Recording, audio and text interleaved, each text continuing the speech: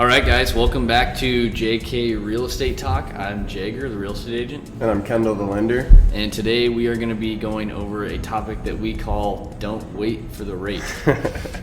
Yep, you don't want to do that. So a saying that goes along in our industry is date the rate, but marry the house. So what that means is you want to find the home that you love and that you can get into, but you don't marry the rate. You can wait for the rate to drop and then refinance so you have those lower monthly payments. Okay, so I was reading an article this week at Realtor.com and it was explaining the volatility of the market in the current stage and why there's such little volume that we currently have. And it's because most of the people that were buying houses the last 2 years got a really good rate. And if they were to move on, sell their home and get into a new home, they'd get the current rate, which would increase their monthly payments drastically. So that led me and Jaeger to want to talk about the 3 different scenarios that could come up over the next year. 1, the rates stay the same. 2, the rates increase. Or 3, the rates decrease. Right, so let's dive into each one of these.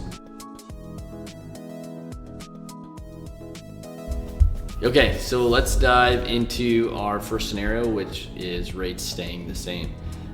Essentially, the lower price points of homes, they're still going to be moving quick. The higher price points are still selling, but maybe taking a little bit longer. And then house prices in general, I think are going to stay the same. We're not going to see a huge increase or a huge decrease as long as those rates stay the same. Right. People will start to get comfortable with the way that the rates are and the monthly payments that they're going to have to be paying. Right. So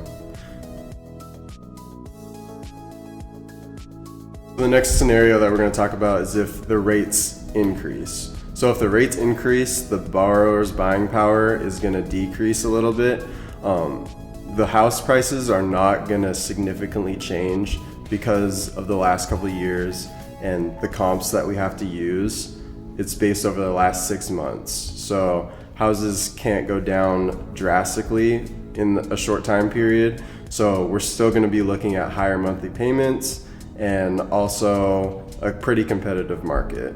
Right, and I think some other things we're going to see if rates increase is we might see an increase in price reductions because homes won't be selling as fast, and we might be able to get back into getting our buyers some seller concessions and stuff like that. Right, so if we are able to use seller concessions, maybe we can get seller concessions to come closer to the rates that we currently have, around 6%, maybe even a bit lower, but overall, we're going to be looking right around where we're at for monthly payments and rates in general, even if we use seller concessions to buy the rates down.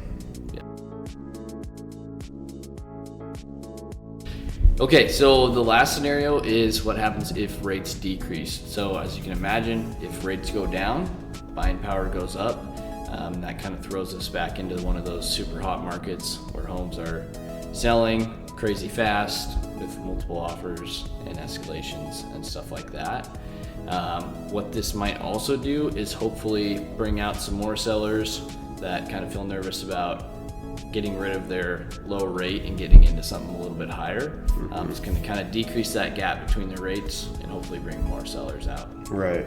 So the inventory might increase, but they're still going to be flying off the shelf. It's going to be going quick, yeah. Yep. And absolutely no seller concessions in that scenario. No seller concessions. Sorry. Rates go down. Okay, so we just want to be clear with everyone. We're not saying any 3 of these situations are for sure going to happen. We can't see the future, but we want you guys to be prepared for the future if any of them do. Right. You got to start planning for the next year out and looking at the right time to buy, which honestly, I think that now is the best time to get in. Yeah, this definitely is a good time to get in the market. Not super competitive.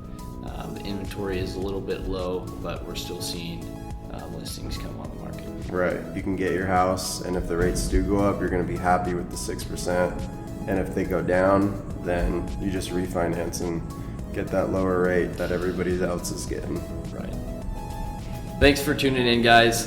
We hope that we were able to provide you some clarity on what's going on in the market today, as well as what could potentially happen in the future. Of course, if you guys have any questions, please leave them down below. We will answer those or reach out directly. Our information should be below as well. Have a good week, guys.